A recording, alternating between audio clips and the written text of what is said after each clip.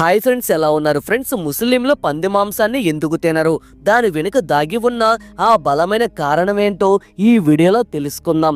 అయితే ఈ వీడియోని స్టార్ట్ చేసే ముందు మీకు ఒక విషయాన్ని క్లియర్గా చెప్పాలనుకుంటున్నాను. అదేమిటంటే ఈ వీడియోలోని ఇన్ఫర్మేషన్ను ఇంటర్నెట్ నుండి మరియు కొన్ని పుస్తకాల ద్వారా తెలుసుకున్న విషయాల ప్రకారం ఈ వీడియోని మీ ముందుకు తీసుకువచ్చాం. అంతేగాని మరెవరి మనోభావాలు దెబ్బతీయడం మా ఉద్దేశం కాదు. కేవలం వాస్తవాలను మాత్రమే మీకు తెలియజేయాలని అనుకుంటున్నాను. సో ఫ్రెండ్స్, ఈ వీడియో చాలా ఇంట్రెస్టింగ్గా ఉండబోతుంది కనుక ఎక్కడా స్కిప్ చేయకుండా చివరి వరకు చూడండి. అలాగే వీడియోని స్టార్ట్ చేసే ముందు మీ సపోర్ట్గా జస్ట్ ఒక లైక్ చేయండి చాలు. ఫ్రెండ్స్, ముస్లిమ్స్ తినే తిండి దగ్గర చాలా స్పెషల్గా ఉంటారని మనందరికీ తెలిసిందే.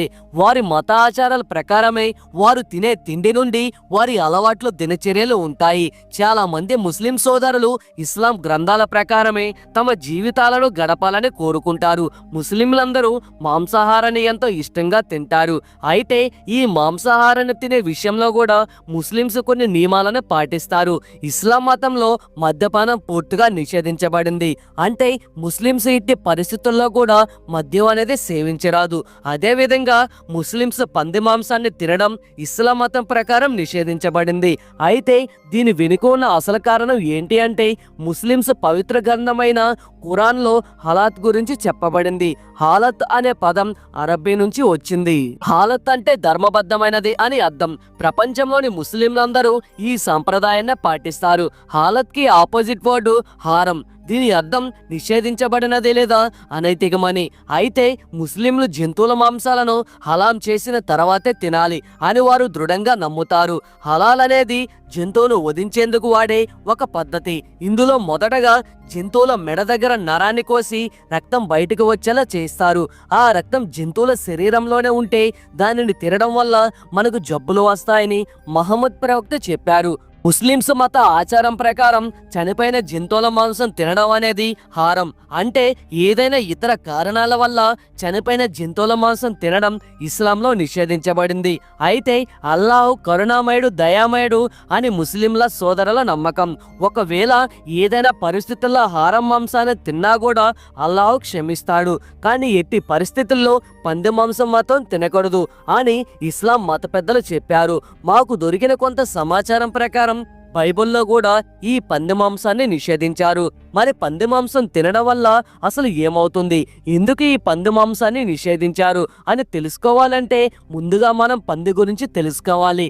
పంది రోడ్డు మీద ఏది కనబడితే అది తింటూ ఉంటుంది. చనిపోయిన కుళ్ళిపోయిన జంతువుల మాంసాన్ని కూడా తింటుంది. చాలా అభివృద్ధి చెందిన దేశాలలో పందులు నీట్ గా ఉండే ప్లేసెస్ లో పెరుగుతూ ఉంటాయి. కానీ ఇండియా మరియు ఇస్లామిక్ దేశాలలో పందులు బురద మరియు అపరిశుభ్రత ప్రాంతాలలో తిరుగుతూ ఉంటాయి. ఇక మన ఇండియా విషయానికి వస్తే ఒకప్పుడు గ్రామాలలో ఎక్కువగా టాయిలెట్స్ ఉండేవి కావు. జనాలు కూడా బహిరంగంగా మలమూత్ర విసర్జన చేసేవారు. ఈ జనాల మలాన్ని కూడా పందులు ఇష్టంగా తింటూ ఉంటాయి. మరి ఇప్పుడు ఇవి ఎంత డర్టీగా ఉంటాయో మీకు అర్థమైంది కదా. పందులను మనం ఎంత పరిశుభ్రంగా ఉంచాలని చూసినా సరే అది దాని నేచర్ పుట్టకతో వచ్చిన అలవాట్లను మార్చలేము కదా. అందువల్లే పంది మాంసాన్ని తినడం వల్ల దాదాపు 17 రకాల జబ్బులు వస్తాయని నిపుణులు కూడా చెప్తున్నారు. ఈ పంది మాంసం తినడం వల్ల మన శరీరంలో పురుగులు కూడా పుట్టుకొస్తాయి. అంతేకాదు మనకు వీటి వల్ల విపరీతమైన జబ్బులు కూడా వస్తాయి. ఈ మాంసం తినడం వల్ల వచ్చే టెక్ వార్మ్స్ చాలా ప్రమాదకరమైనవి. మన రక్తంలో ఇవి గుడ్లు పెట్టి రక్త ప్రసరణ ద్వారా మన శరీరం మొత్తం వ్యాపిస్తాయి. ఒకవేళ ఈ పురుగులు మన మెదడులోకి వెళ్తే మన జ్ఞాపక శక్తి పూర్తిగా పోతుంది. అదేవిధంగా ఇవి గనుక మన గుండెలోకి ప్రవేశిస్తే హార్ట్ బీట్ కూడా మారిపోతుంది. కొన్నిసార్లు ఈ పురుగులు కన్నుగుడ్లలోకి పోయి కళ్ళు కూడా పోగొట్టుకున్న వారు ఉన్నారు. ఇలా ఈ పురుగులు మన శరీరంలోకి ప్రవేశించి మన శరీరాన్ని పూర్తిగా నాశనం చేస్తుంది. పంది మాంసం తినడం వల్ల ఇన్ని అనర్థాలు ఉన్నాయి కాబట్టి ఈ మాంసాన్ని నిషేధించాలి అని కొన్ని పవిత్ర గ్రంథాలలో రాయబడింది. మీరు పంది మాంసాన్ని పచ్చిగా తిన్నా లేదా వండుకొని తిన్నా సరే ఆ మాంసంలోని పురుగులు ఖచ్చితంగా మీ శరీరంలోకి ప్రవేశిస్తాయి. మీరు ఎంత హై ఫ్లేమ్ లో పెట్టి వంట చేసినా కూడా ఆ పరాణజీవులు నశించవు. ఇక ఈ పంది మాంసాన్ని తిన్నవారికి కొలెస్ట్రాల్ కూడా విపరీతంగా పెరుగుతుంది. అమెరికాలో దాదాపు 50% మంది హైపర్ టెన్షన్, బీపీ వంటి జబ్బుల బారిన పడిన వారే ఉన్నారు. దీనికి మెయిన్ రీజన్ వారు పంది మాంసాన్ని అధికంగా తినడమే. అందుకే ఖురాన్లో పంది మాంసం తినడం తినడాన్ని నిషేధించారు. ఈ పంది మాంసాన్ని నిషేధించడానికి ఖురాన్లో మరొక కారణం కూడా ఉంది.